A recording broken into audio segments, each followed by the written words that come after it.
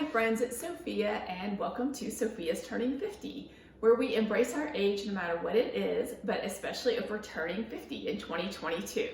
Today, I'm just going to share a few thoughts I have as a middle-aged person trying to operate in the world right now. That is going to include, for sure, some mental health discussions, so that'll be our health and wellness segment as well. And then I have a couple of 20-year-old show and tells that I think will be kind of fun. Before we get started, I have two birthdays that I want to recognize. First is my husband Nathan and my friend Shama. They both have birthdays on the same day in March, and so even though neither one of them are 50 yet, they're still a couple of special Gen Xers, so happy birthday Shama and Nathan. Okay, another thing I wanted to recognize is that I just had my 20th wedding anniversary earlier this month. And, it was definitely a moment of, having to face the reality of time passing for me. I always thought of people who'd been married for 20 years as really almost elderly. I imagine the Cunninghams from Happy Days as kind of the old married couple. And so it doesn't really match up with how I see myself in my head. And so that was just a little jarring, to be honest. And I know it's a cliche, but I swear it feels like it does not feel like it could any possible way have been 20 years ago that we got married. Anyway, so we took a little 3-day trip down to Coronado Island, which is in Southern California, to celebrate our anniversary. I was saying that you have to kind of face the reality of the passage of time, and I kind of had that mindset as I was packing, and as I was packing, as I'm sure some of you have the experience, I'm looking in my closet and I hate everything and I don't have anything, and why didn't I buy something before we left? And so I packed my bag and I said, when I get home, I am taking everything out of this closet that I don't like. The only things I even like are currently either in the laundry hamper or in the suitcase, and everything else is going. Before I even unpacked from the trip, I went to Target. I bought a great big 32-gallon bin, and I put all the clothes that I didn't like in that bin. And that was probably like 65% of my closet. And I guess I should say, if 65% of the stuff that I have fit in this bin, that means I didn't have that much stuff in the closet to begin with. Nathan and I share a small closet, so I don't have a lot of room for stuff, but I was even more ruthless. And it was kind of this feeling like, I am a 50-year-old woman who has been married for 20 years, and I do not want to have one more day spent with the junk in my closet that I don't want. I'm only going to wear things that I love. The end. And so I guess that's something. It's not that profound of a realization on a 20th wedding anniversary, but I think things may still be percolating in my head, right? I think it's just this idea that you recognize time is passing and you become more and more sure of what it is that you want and don't want, so that you don't waste your time with things that you don't want anymore. Okay, so I'm not sure if you noticed, but I actually took a couple of weeks break between the last video and now, partly because I was on my trip and I just wanted a break, but also because the news is so bad that I just did not have the energy to try to, get on here and be positive and a little bit funny and, kind of do my thing. And so after a week of just kind of blah, I kind of wanted to pull myself back out of that. And so I really like Brene Brown's books, and so I read one that is called The Gifts of Imperfection. It says, the subtitle is let go of who you think you're supposed to be and embrace who you are, which I feel like, I know I had an episode called Be Who You Are. So, it's kind of the same idea, and hopefully I did not plagiarize that from her. It could have been just in the back of my head as something I knew that she said. But anyway, this book is about being authentic about who you are and how that makes it easier for you to accept when things aren't so great and be real about them, but also more able to find the good in things and kind of be joyful and grateful, and it kind of spans both of those topics. And so, but I knew I was kind of in a everything stinks and it's hard for me to pull myself out of that right now. So I listened to her most recent podcast, and that's the exact topic she was talking about. And essentially the gist of it is, find ways to feed yourself.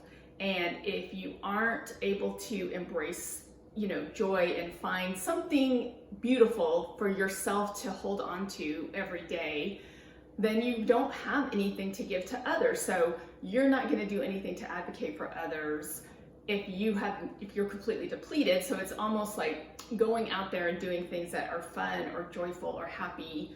It's okay to do that even though everything is terrible, all over the world, because that will give you the energy to try to do something about the things that are terrible all over the world. So I just wanted to put that tidbit out there. And kind of related topic, one of the things that I do pretty regularly is just be grateful for simple things. And so I wanted to share that. And especially during COVID, people, we all ask each other, how are you doing? And I would always say, and I still say, well, everybody stayed healthy and I kept my job.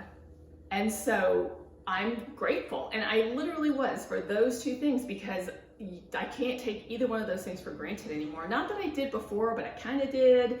And now it's just really heightened about like the most basic things really are things to be grateful for. And so now I can add to that.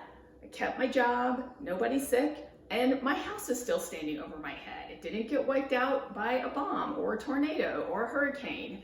And there's earthquakes around here. I've had a couple of them in the house. I felt they've usually been over before I even realized that it was an earthquake. There's fires around, so still can't take it for granted that I'm always going to have a house, but I appreciate that right now. I do. So I want in this, like I said, if you're feeling down because the news is so bad, try to find these little things that, these aren't little things, these are big things, but, try to find those things, to be grateful about. I just went for a walk with my dog yesterday afternoon, and it was quiet, and the sun is out, and the birds are chirping, and the flowers are all blooming here, and I just really let myself feel filled with that appreciation. And even though I know there's millions of people who are suffering and not able to do that, I use that time to try to just send out love and good energy into the world. And maybe this is all a little too woo-woo for you, but that's how I operate. I try to keep my, energy positive and put it out into the world. Now, my kids would not say that that's the way I am, but that's hard, okay?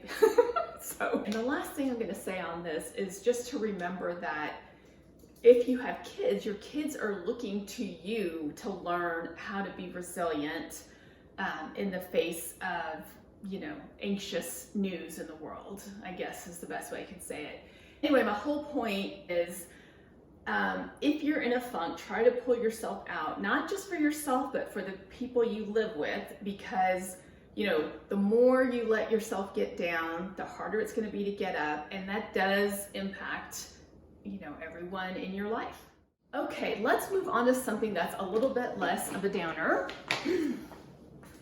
These are my show and tells. And so I said at the beginning that I had my 20th anniversary very recently.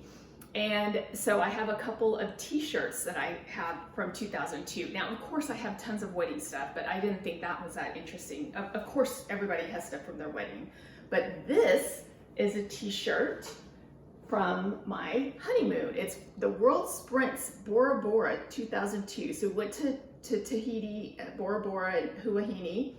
And when we were in Bora Bora, they were having these like outrigger canoe world sprints. And so there were people from island nations all over the Pacific. So that was really cool. But of course, I got a t-shirt for Team Oahu, Hawaii, because I had to support the US team.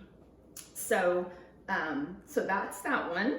And then the other one I have is from the very first ever Austin City Limits Music Festival. This one is September 28th and 29th, 2002. And we lived in an apartment walking distance down to Zilker Park. So we walked down to the very first ever one. I remember that it was very hot. They only had one concession stand, which had a massive 30-minute line. Everybody was dying of thirst. This is before we carried water bottles around with us everywhere. So, stand in a long line just to get water.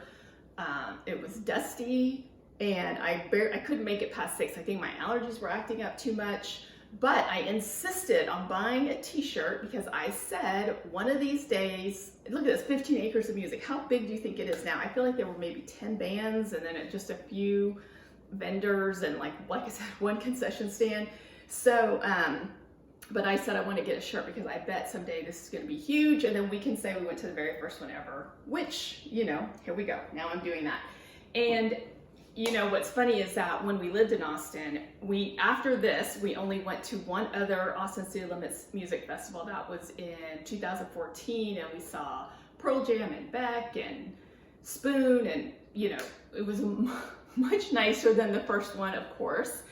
But most of the time, both for this and for South by Southwest, we just hid in our little northwest corner of Austin and tried to avoid everything because it was just a madhouse zoo of people from all over the world coming to Austin, and we didn't really enjoy it. So anyway, that's just my little blast from the past. So I hope you liked that. Okay, well, that's all that we have for today. Remember to try to find something, positive in the world that you can hang on to. Maybe take a break from the news. And as always, embrace your age no matter what it is. See you next time.